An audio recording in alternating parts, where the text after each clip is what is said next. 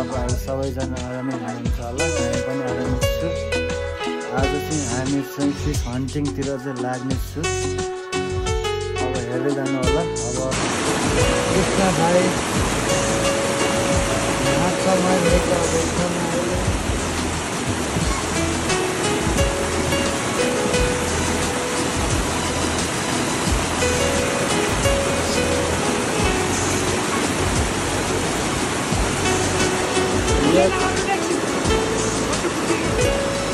कृष्ण भाइ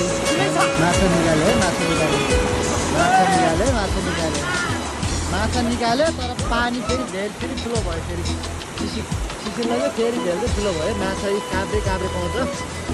अहिले त हामीले 5-6वटा चाहिँ काब्रे पराइसक्यो। हामी चाहिँ आज चाहिँ स्पेसल्ली छाड्ने खेल्दै हिँडिरहेको। हाम्रो शिशिर भाइ चाहिँ माछा निकाल्न खोजिरहेको छ। अहिले चाहिँ हाम्रो कृष्ण भाइले चाहिँ अहिलेसम्म चाहिँ 4वटा निकालिसक्यो। काब्रे निकाल्यो भाइले चाहिँ, काब्रे आछाला निकाल्यो। अब हाम्रो शिशिर भाइले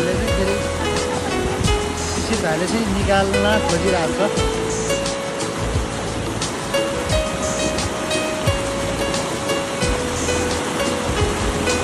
होला सानो भए पनि मासु चाहिँ पाउँछ है गाईको।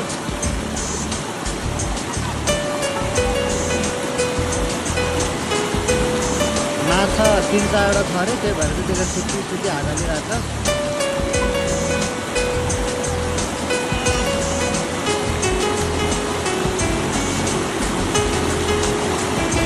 हाम्रो कृष्ण चाहिँ माथि चाहिँ ठुलो भेल भएको हुनाले माथि गएर बसेपछि चाहिँ अनि पानी चाहिँ कम्ती हुनुभयो। अनि त्यो छुट्टी हाल्न चाहिँ जस मिल्ने भयो। त्यो भएर चाहिँ भाइलाई चाहिँ शिशिर भाइलाई चाहिँ सजिलो भइरहेको उसले चाहिँ।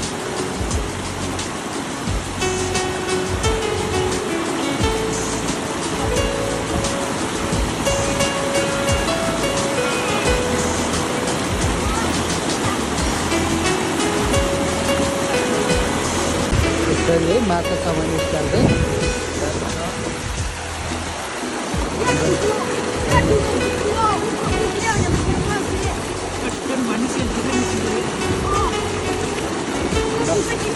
हाम्रो शिशिर भाइले चाहिँ के भने भने चाहिँ भित्रले एउटा ढुङ्गा छ अरे, त्यो ढुङ्गा चाहिँ निकाल्न सक्यो भने माछा टन्नै निक्लिन्छ भनिरहेको छ। अब हाम्रो कृष्ण भाइ जान्छ त्यो ढुङ्गा निकाल्नु भने कृष्ण भाइले चाहिँ निकाल्छ। अब त्यो ढुङ्गा चाहिँ अब ढुङ्गा हटाउनु चाहिँ कृष्ण भाइ जान्छ। कृष्ण भाइले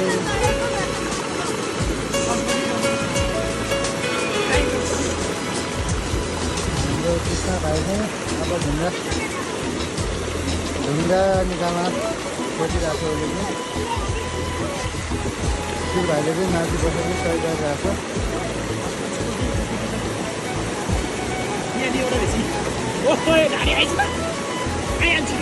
माछा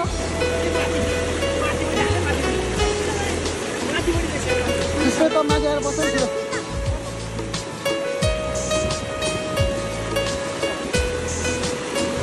माथि छ अरे माथि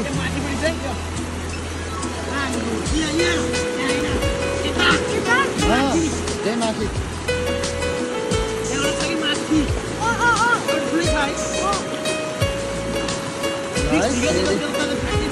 फेरि माछा छ अरे। यहाँ अलिकति यहाँ हल्का पानीले डिस्टर्ब गरिरहेको छ।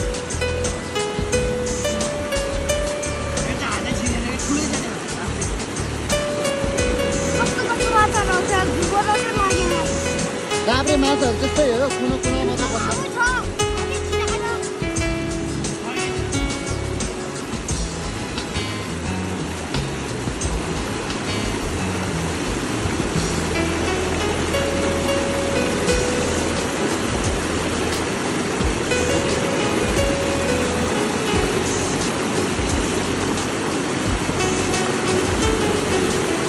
गाह्रो छ माछा समाउनलाई गाह्रो छ।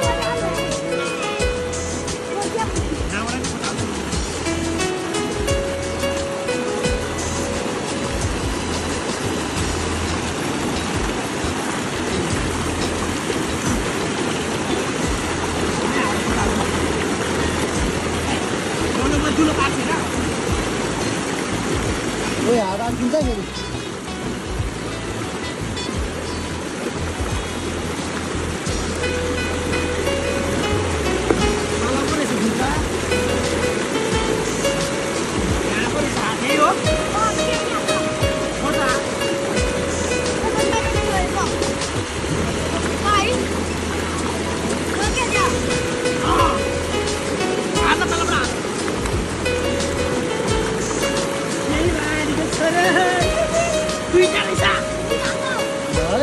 भेट्यो फाइनली मैले कृष्ण भाइ चाहिँ अलिकति बिमार गर्नु चाहिँ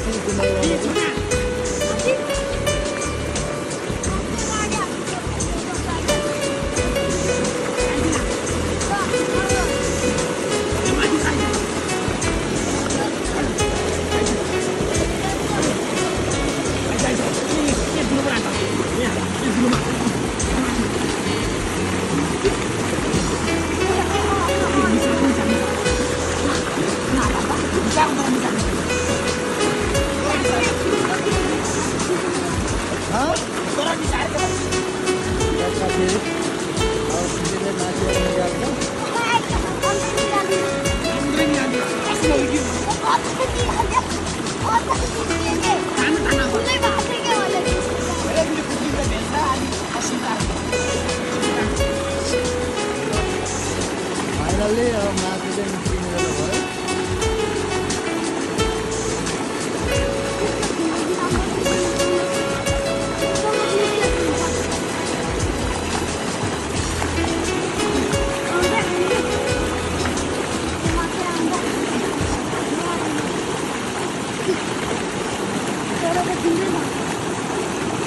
पहिला एउटा निकाल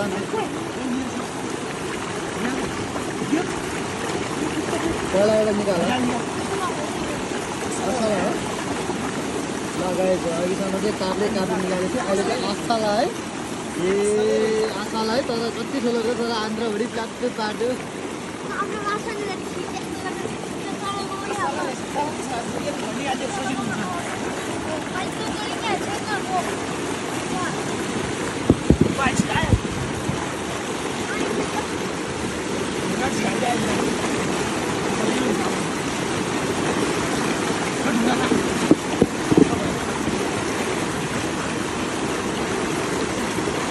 गाईको फेरि पनि अब फेरि तल चाहिँ माथि चाहिँ फेरि छ भन्ने कुरा चाहिँ हाम्रो सुशील भाइले चाहिँ भनिरहेको थियो भाइहरू चाहिँ मान्छे सानो मात्रै हो माछासम्म चाहिँ फेरि मात्रा हो गाह्रो छ माछासम्म पनि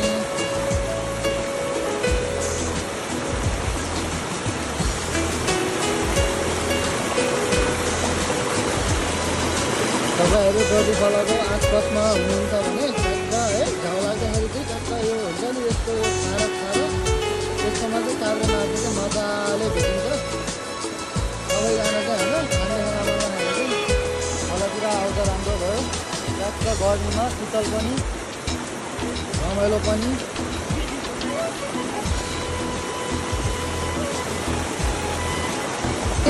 यहाँ चाहिँ माछा बाछा हुनुको त अलिकति गाह्रो ठाउँमा चाहिँ बस्या रहेछ नत्र त अलिकति त्यो छोटो हल्का सानो फुल भएको ठाउँमा चाहिँ अलिक सजिलो हुन्छ माछा बनाउनलाई पनि यहाँ चाहिँ मान्छे भित्रसित चाहिँ समातिरहेको अवस्थामा सुर भएर हाम्रो कृष्ण भाइ मेन बसा माछा तर्पाउने चाहिँ कृष्णले चाहिँ 4 पालो निकाल्यो अनि उसको चाहिँ हात छिरिने हुन्थ्यो शिशिर भएर चाहिँ शिशिर तिमी अब तिम्रो हात सानो छ भनेर चाहिँ अनि शिशिर पनि फेरि माछाको फेरि सानोमा चाहिँ माछाको मलाई तगडा छ अनि यो चाहिँ गएर मजाले माछालाई चाहिँ पकाउँदै गरिरहेको रहेछ अहिले चाहिँ फेरि पनि आयो है फेरि पनि ल हाम्रो यस्तै गरेर चाहिँ 7-8 पुरै भइसक्यो माछा है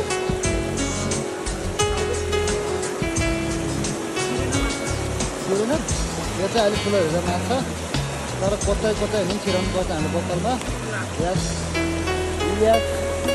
ए माछा सानी भाइ आउनु होला सबैजना ल सेना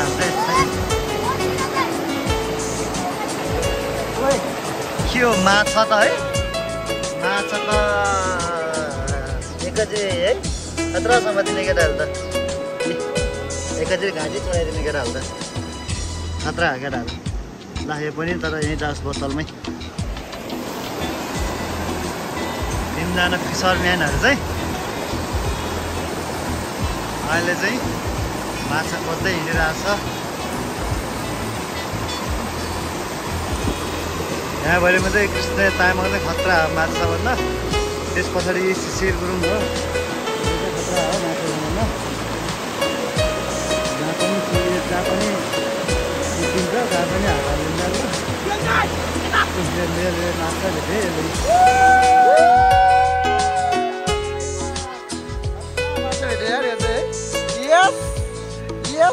बोतल पनि दिँदैन क्या बाबु यार आउँदा है a good good good good good good good good good good good good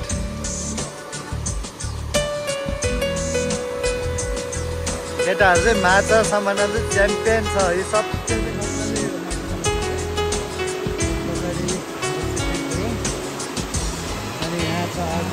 यो रियललाई चाहिँ खासै माछ बनाउनु चाहिँ आउँदैन गाईको यो चाहिँ हल्का रमाइलो मात्रै यसले चाहिँ अब खै जाँदै गर्छ जाँदै छ जस्तो लाग्छ उसको हातमा त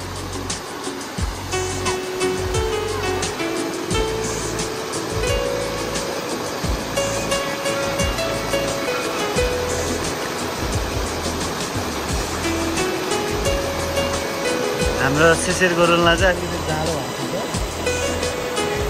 छ जाडो भएको है किनकि यो कपडासँगै छ यहाँ अर्जुन भाइ